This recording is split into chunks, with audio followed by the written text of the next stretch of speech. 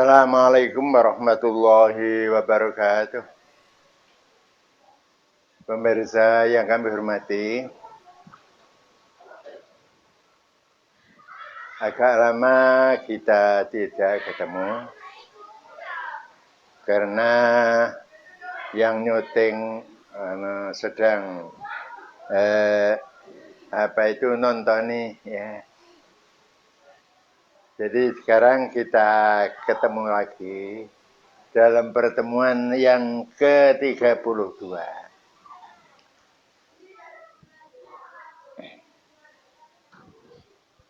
Dalam pertemuan yang kedua ini masih ada kelanjutan dari pertemuan yang ke-31, yaitu masalah al-adah muhakkamah. Jadi hukum adat bisa dijadikan referensi hukum bila mana adat itu tidak melanggar syarak. Tapi meskipun adat, kalau memang melanggar syarak, maka tidak boleh kita gunakan untuk dasar menentukan hukum. Nah, sekarang bila mana ada suatu perintah syarak, di situ syarak tidak memberikan secara rinci. Artinya perintah itu secara mutlak masih membutuhkan korina atau penjelasan. Sedang syarak tidak memberikan aturan atau pembatasan atau penjelasan. Nah, kalau begitu maka kita gunakan sebagai penjelasannya atau penentuannya, kita gunakan adat.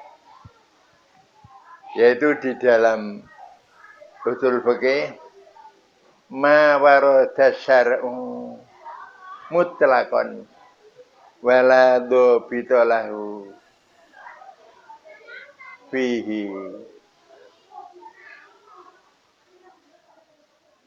yarji'u fihi ilal adah atau ilal urfi. Contohnya, seperti kalau kita sholat, disuruh tumak nina. Tumak nina itu begini. Kalau kita sedang sujud,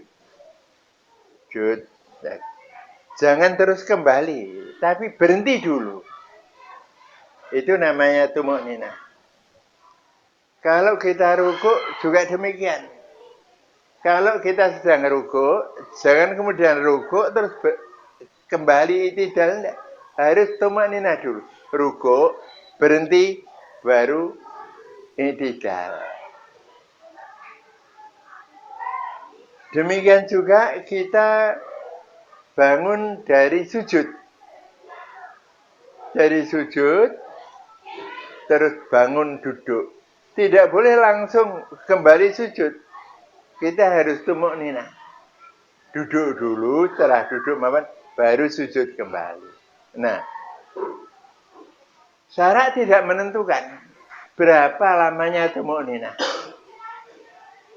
Padahal berhenti itu bisa 1 jam, bisa 1 menit, bisa setengah menit, bisa 1/4 menit, bahkan bisa kurang dari 1/4 menit. Nah, terus bagaimana? Kita menggunakan adat. Yang namanya sudah berhenti, meskipun sedikit, itu namanya sudah tumanina, meskipun sedikit. Meskipun hanya 2 detik umpamanya. Jadi kalau sudah berhenti, itu sudah tumanina. Itu kita menggunakan adat. Karena syarak tidak memberikan suatu penjelasan berapa lamanya tumanina itu. ya kita kembalikan kepada adat. Di antara lagi, orang yang akan sholat harus tumuk ninah, harus niat bersamaan dengan akan melaksanakan sholat itu kita harus niat dulu. Nah, jarak antara niat dengan sholat ini jarak tidak menentukan berapa jam, berapa menit, berapa detik, enggak ada. Nah, kita menggunakan adat. Kalau begitu, kalau orang sudah pergi dari rumah akan sholat ke masjid, ya sudah ikut niatnya meskipun masih jauh dengan masjid. Jadi menurut adat kalau orang pergi ke masjid itu sudah otomatis niatnya ke niat sholat. Suatu contoh, rumahnya setengah kilo. Ada azan, dia sudah pergi niat sholat jamaah ke masjid, ya itu sudah niatnya. Tidak harus mepet dengan sholat, enggak. Itu yang kadang-kadang membawa orang itu timbul ragu-ragu. Andai kata bersamaan dengan akan melaksanakan sholat, ya nggak tahu, bisa saja. Islam syarak tidak menentukan jarak antara sholat dengan niatnya. Jadi kita kembali kepada adat. Itu namanya adat muhakam. Jadi kalau kita sudah pergi niat ke masjid, sudah itu. Tidak perlu niat itu bil qalbi. Niat dalam hati. Tidak perlu kita nawaitu sholat az-zuhri arba'a rakaatin imaman, kalau jadi imam mustaqbilal kiblat, tidak usah, karena an-niyah itu bil qalbi. Adapun kapan niat itu diciptakan, ya terserah. Apa dari rumah, apa di tengah jalan, apa menjelang akan melaksanakan salat, tidak apa-apa. Islam atau syarak tidak menentukan jarak antara niat dan amalnya.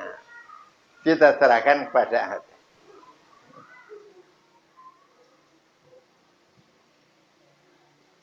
Contoh lagi,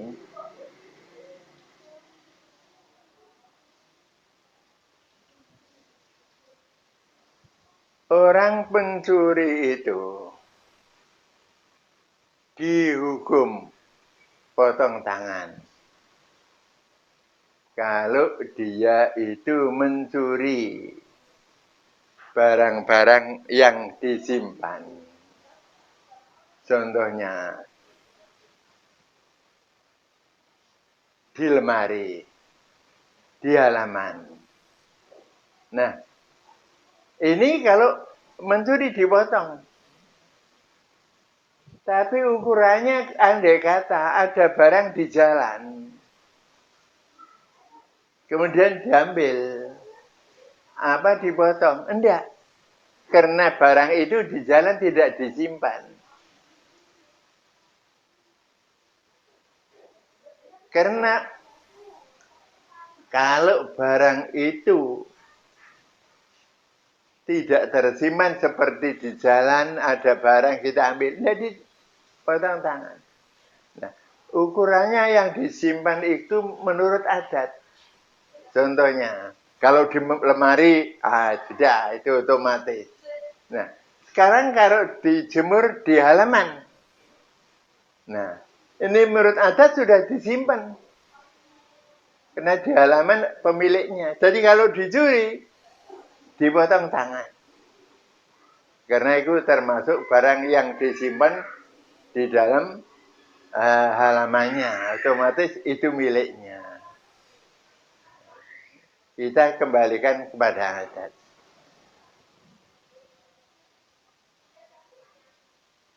Dan banyak sekali hal-hal yang berhubungan dengan adat ya bisa digunakan. Contohnya begini, orang yang sedang haid itu dilarang sholat. Haid ini tidak ada ketentuan dari syarak. Berapa paling dikitnya haid tidak ada. Paling banyaknya tidak ada.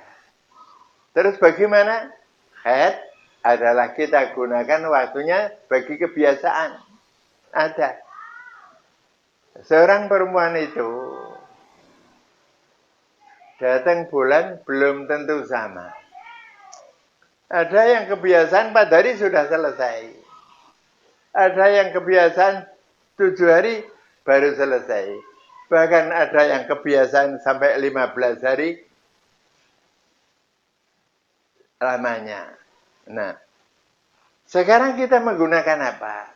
Seorang perempuan yang sedang haid. Kita menggunakan adat. Kebiasaannya berapa?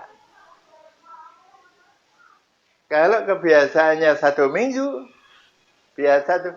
Kalau haid lebih dari 1 minggu, berarti kelebihannya itu adalah istighadah. Dia harus melaksanakan sholat. Kalau kebiasaannya itu 5 hari, kok tiba-tiba haid 8 hari? Nah, dia harus melaksanakan sholat. Karena yang 3 hari itu bukan haid menurut adat biasa, tapi itu istighadah. Seperti ada seorang perempuan, kalau saya tidak lupa Zainab, tanya seperti itu. Dia istighadah. Dijawab Nabi, tinggalkan sholat sesuai dengan kebiasaanmu haid biasanya. Apa 7 hari, apa 5 hari.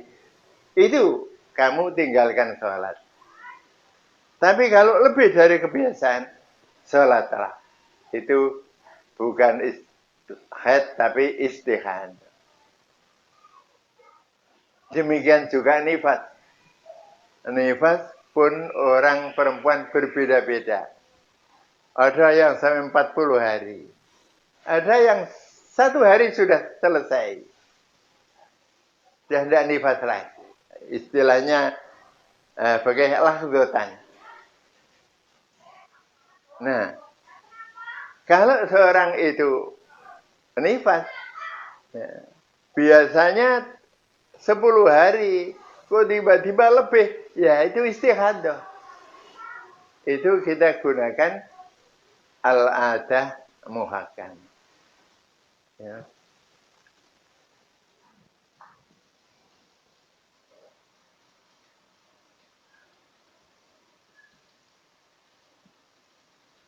Sekarang, mari kita membahas kaidah yang lain, yaitu al-ijtihad yang kudu bil ijtihad. Ijtihad itu tidak bisa dihapus dengan ijtihad. Baik pemirsa yang kami hormati, ini perlu agak panjang penjelasan saya. Begini, kemarin sudah saya sampaikan masalah ijtihad. Ijtihad itu adalah karena tidak diketemukan Quran hadisnya, sehingga dia berijtihad sesuai dengan kemampuannya. Suatu contoh, orang dalam perjalanan, dia bingung, tidak tahu mana kiblat ini. Dan tidak ada orang yang menunjukkan. Kemudian dia ijtihad.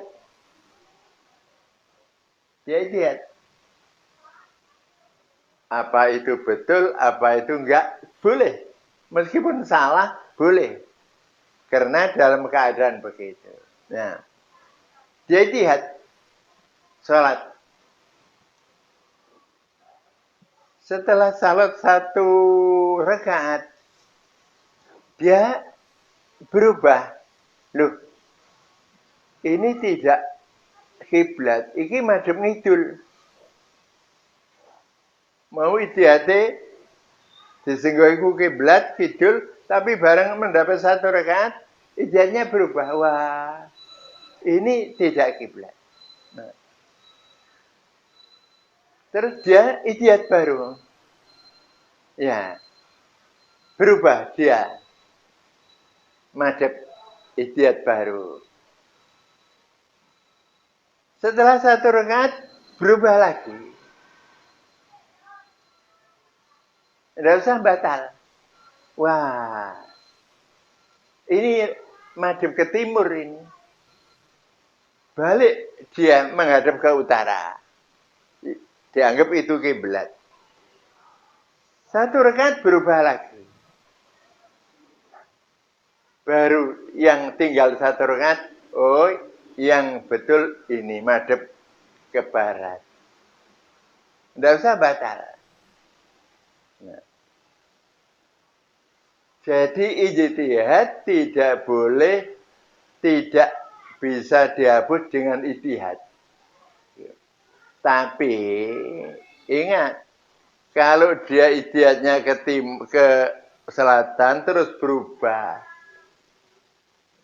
jangan sekali-kali menghadap ke selatan lagi. Itu sudah ijtihadnya orang itu yang sudah tadi sudah keliru, yang sudah tidak apa-apa.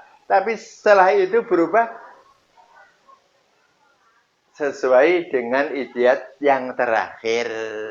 Jangan mengulangi ijtihad yang sudah terlanjur itu. Nah.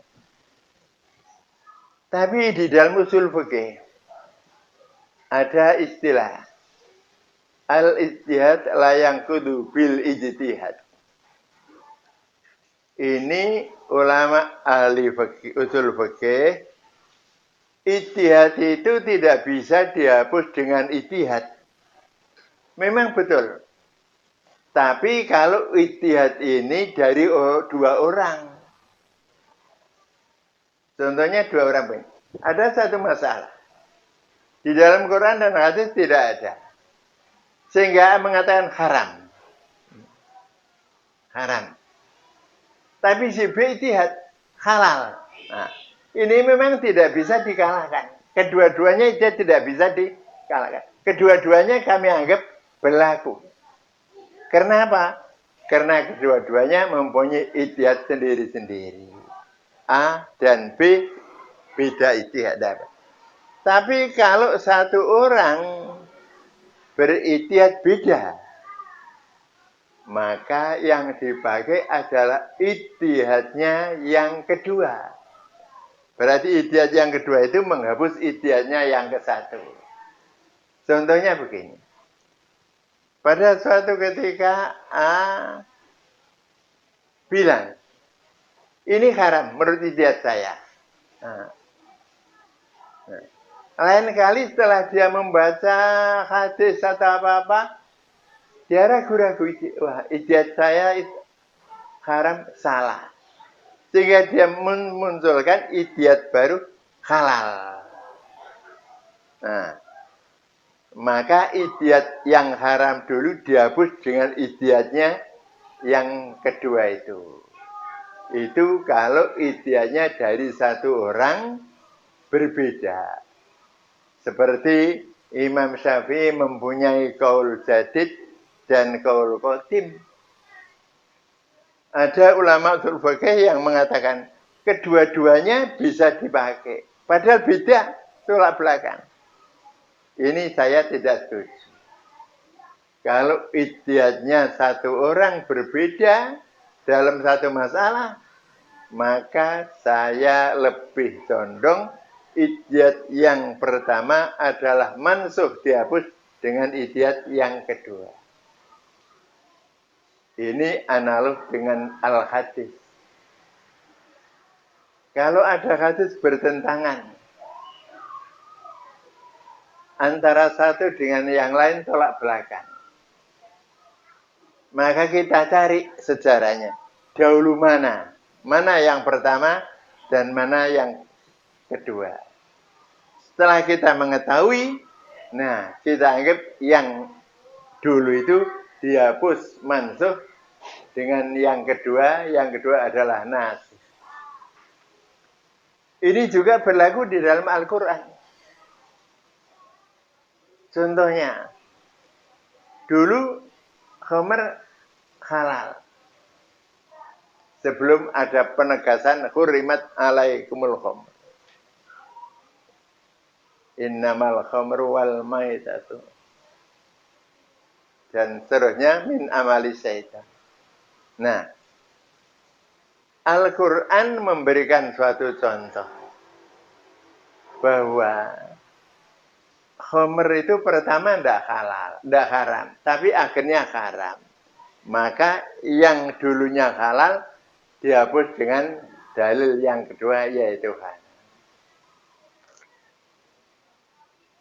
Contoh lagi, dulu wasiat boleh kepada ahli waris. Nah, setelah ada turun ayat faraid, maka wasiat kepada ahli waris tidak dibolehkan. Nah, berarti dulu wasiat kepada ahli dibolehkan, dihapus dengan yang tidak dibolehkan. La wasiyata liwarisin sardanati.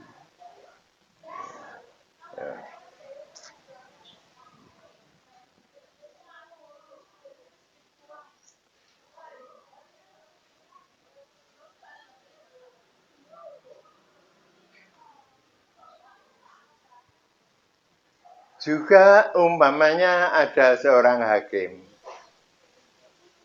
dalam menghukumi karena dia tidak menemukan di dalam Al-Quran dan Al-Hadis, sehingga dia berijtihad seperti Mu'ad bin Jabal radhiyallahu anhu. Ditanya Nabi, kalau kamu tidak menemukan di dalam hadis dan Al-Quran, bagaimana cara kamu menghukumi? At-tahidu biro'i. Saya akan berijtihad. Nah, umpama seorang hakim menghukumi sesuatu masalah dengan ijtihadnya, kok salah? Kok salah? Kemudian dia berijtihad baru. Maka hakim itu yang dulu sudah biana. Jadi yang dulu biarkan. Tapi untuk yang akan datang, jangan menggunakan ijtihad yang pertama itu. Karena ijtihadnya dia sudah berubah. Tadi sudah saya sampaikan, berbeda kalau ijtihad dua orang, berbeda. Sama-sama ijtihad. Lah ini tidak bisa dikalahkan satu dengan yang lain. Sama kuatnya karena berdasarkan sama-sama ijtihadnya. Karena dua orang. Berlaku keduanya, meskipun beda. Tapi kalau seorang ijtihad beda, maka kita analog kepada Quran dan hadis, yang dulu adalah mansuh, yang belakang adalah nasikh.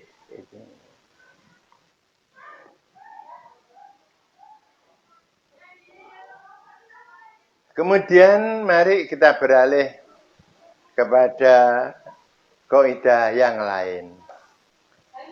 Al-itharu bil ibadah mamnu'un. Mendahulukan orang lain di dalam masalah ibadah itu dilarang. Maksudnya mendahulukan gimana, Pak? Al-Quran itu Allah menganjur fastabiqul khairat. Kamu harus berlomba-lomba kebaikan. Jadi kalau masalah kebaikan, kita harus lebih dulu diri kita sendiri. Jangan mendahulukan orang lain. Contohnya, di dalam sholat jamaah, baris yang utama itu adalah shaf yang pertama. Nah, ada lawan. Kamu ngalah.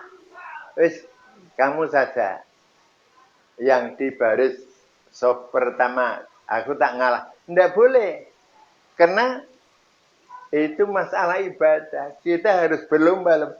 Fastabiqul khairat. Mereka al-ithar mendahulukan orang lain masalah ibadah itu dilarang. Harus kamu yang mendahului. Jangan mendahulukan orang yang lain. Suatu contoh lagi. Ada orang miskin minta. Atau orang fakir minta. Kamu bilang, wis kowe sing wae, aku gak usah. Jangan. Kita harus fastabiqul khairat. Jangan mendahulukan orang lain. Dahulukan dirimu mergo iku khairat, fastabiqul khairat. Wis malah orang lain sudah saya saja yang memberi. Dan ini banyak ya. Cuma orang jarang yang mempunyai sifat yang baik. Bahkan dia lebih senang orang lain, dia tidak usah membantu. Itu biasanya yang banyak. Ada masjid. Nah, kamu berlomba-lomba bantu masjid. Tapi ada orang, wis, zaman baik yang bantu. Aku gak usah. Nah, mamnu. Berbeda kalau bukan masalah ibadah. Contohnya begini. Ini ada lowokan satu orang pekerjaan. Nah, sampean ngalah. Wis, kowe sing masuk, aku gak usah masuk. Nah, ini baik ngalah. Karena itu bukan ibadah. Jadi kalau masalah duniawiya, ngalah lebih baik daripada rebutan. Ini ada barang murah. Rebutan, wes, aku nggak usah. Orang lain saja yang saya suruh memberi. Ayo baik. Itu sini matlub dianjurkan.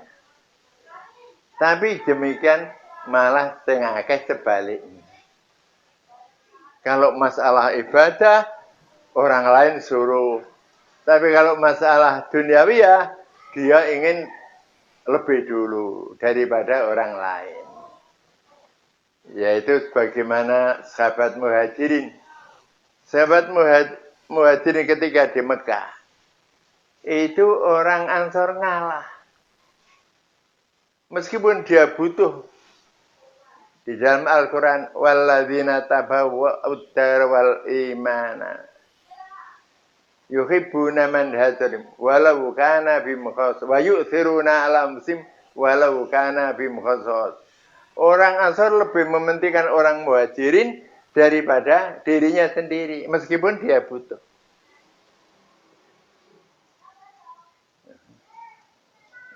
Pemirsa yang kami hormati, itulah hal-hal yang berhubungan dengan kaidah usul fikih.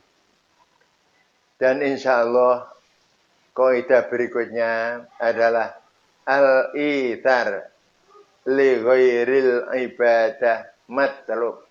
Kalau mendahulukan orang lain masalah bukan ibadah, tapi masalah duniawi, nah itu memang dianjurkan.